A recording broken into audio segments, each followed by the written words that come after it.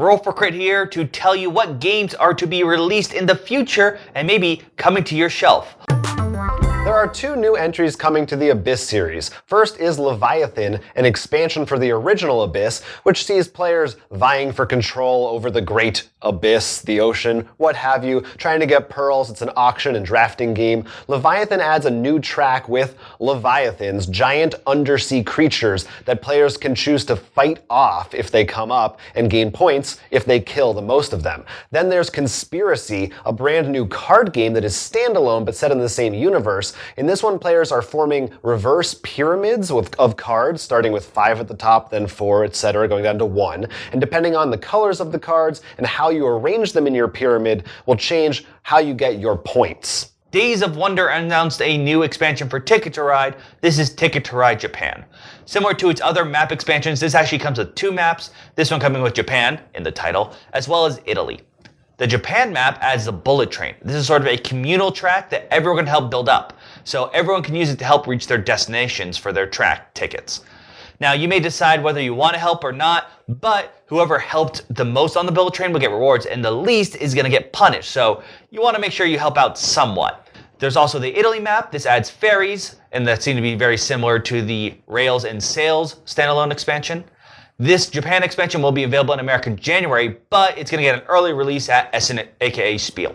There's a new expansion coming for Tales from the Loop, the role-playing game from Free League Publishing, which takes place in the 80s and has a lot of beautiful artwork, kind of inspired by or could be compared to, I should say, to a Stranger Things or any kind of sci-fi 80s theme you're playing as kids. The new one has an entire new campaign that features time travel, so that's cool. There's also some stuff in there to help you plan out your own mysteries, and according to the press release, there are some mini adventures based on hit songs, presumably of the 1980s, so I'm very curious to see what that is like when this one is released shortly in October. The Big Book of Madness is getting an expansion from Yellow Games. It's titled Big Book of Madness, The Fifth Element. If you don't know, this game is about trying to close this horrific Book of Madness before you all go insane using the 4 elements. So it makes sense that they'd enter the 5th element in the first expansion. Now, this expansion actually adds 2 modules. The first one being Dark Matter, the 5th element, which adds new monsters, elements, and wizards to mess around with that 5th element. And the other module is Phobias, which are more permanent, harder madnesses. Now, these are modules you can either play separately or together with the base game.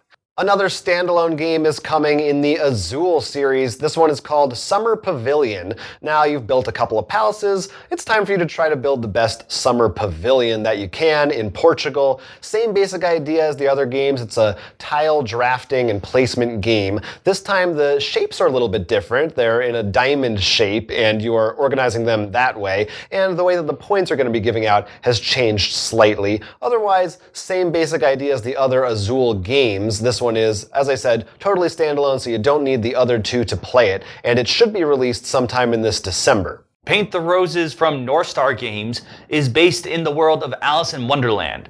You are gardeners for the Queen of Hearts. This is a cooperative game where you all have secret information about the kind of garden and flowers she likes, and you'll be placing tiles to try to not only show everyone what your card has, but as well as guess what other people's information is. You'll have to make sure you keep ahead of the Queen's whims, as well as keep it just ahead of her to make sure she doesn't actually cut off your heads. If you are interested in this game, it's actually on Tabletop Simulator now, so you can check it out. The Fox in the Forest Duet is a cooperative 2-player version of Fox in the Forest from Renegade Game Studios. It's still a trick-taking game, but it's a cooperative trick-taking game. So each player has their own hand of cards, and they are playing cards to try to complete tricks. Whoever wins one gets to move their piece forward, but depending on how it works, you might want to exchange cards with the other player or play cards at different times so that you can both succeed at your goal of having a lovely walk in the forest. Rio Grande Games has teamed up with Uwe Rosenberg to bring you Robin of Locksley, aka Robin Hood. This game, everyone plays as their own Robin, and you'll be gathering treasures, riches, and selling them off for gold in order to move around this track. Now, this track has different achievements to gain honor, but you can spend a gold to just bypass them. The first person to race around this track twice is the winner. Magic Maze returns in Magic Maze on Mars. The original game was a fantasy theme that took place in a mall. This one takes place on the planet Mars. Players still are cooperating, but they're not allowed to speak. They have to intuit when they should or shouldn't use their actions and in what order they should use them. This one adds a little bit of a new twist. Now there is a board with a set of actions listed on it, and players can put a token onto one of those actions to try and get other players to understand what they want them to do. Another big designer, Reiner Knizia, is bringing us Tajuto. This is a game when you are all monks and you are trying to reach that spiritual enlightenment. So this is a game about getting the most spiritual points, aka victory points. Now the interesting thing about this game is you will start off with basic action tiles. You'll buy more of them, but these action tiles, not only do they have a cost maybe to buy them to just get them, but they also have a cost to use. So maybe buying an action tile that's free but only lets you do one action versus one that you have to pay to let you do any action will make you have to decide how to sort of plan out your turn that way. There's also building pagodas. That's actually how the game ends, through building 4 out of the 8 pagodas. Now these pagodas are actually thrown into a bag.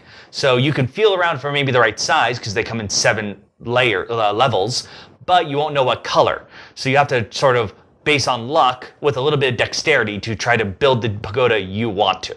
Chrono Corsairs is a unique sounding game from Tasty Minstrel. This one involves pirates. You're all pirates on an island trying to get the most treasure, but the twist is that you're stuck in a Groundhog Day-esque time loop. So every single day, the events of the island reset, and you get to go out and now, knowing what is going to happen in what order, change how you do things. You're still trying to get the most treasure and get the most doubloons and trade them in to upgrade your ship and your pirates. But, there's a time loop going on, so things are a bit wacky. WizKids has 2 games they have to announce. The first one based on the Coraline movie, Coraline, Beware the Other Mother. If you haven't seen this movie, it is a spooky movie about a girl who enters a new world, which seems too good to be true, and guess what? It is. So in this game, I guess this is spoilers right now if you have not seen the movie, you play as children who are captured by the other mother. You play as their spirits, and you're trying to help Coraline escape. To do so, you'll go around the board to interact with some of the other characters from this button world before the button eclipse occurs and it's too late for Coraline. We also have a return of an old game, Sidereal Confluence Remastered Edition. This is an old game in a new version, so a new rulebook and a couple new component upgrades. But the gist of the game is it's a heavy sort of trade game where you're all discussing about making deals throughout the turns. But unlike almost every other game that has heavy trading that I know of, it says if you make a deal about a future prospect or promise, you're keeping it.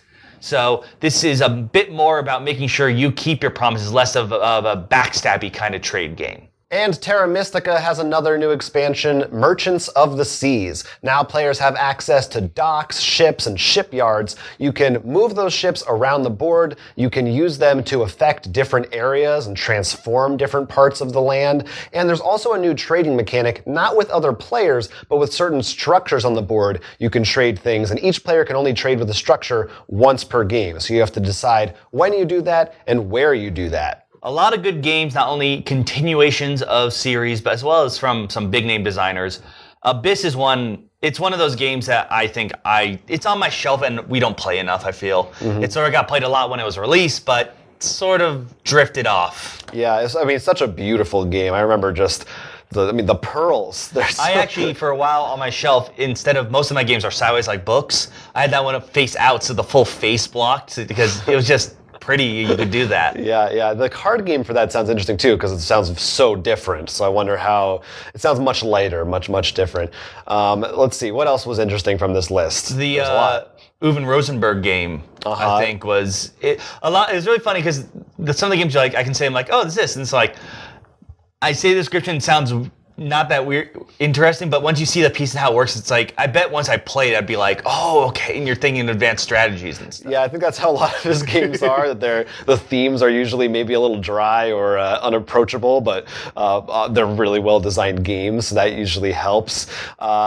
Sidereal Confluence is one I'm really interested in because we never played it, but I've heard people talk about it in high regard. I heard a lot of people really excited when they announced this. It's definitely one I'm a bit more iffy on, just because it's one of those things like, knowing about values of things. And like I've said I think in previous video, I'm not good at that.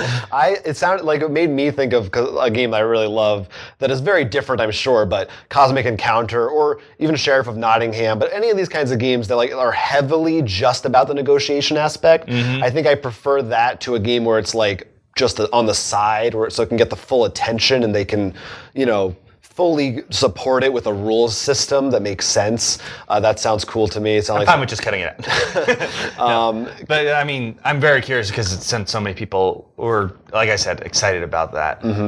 Yeah.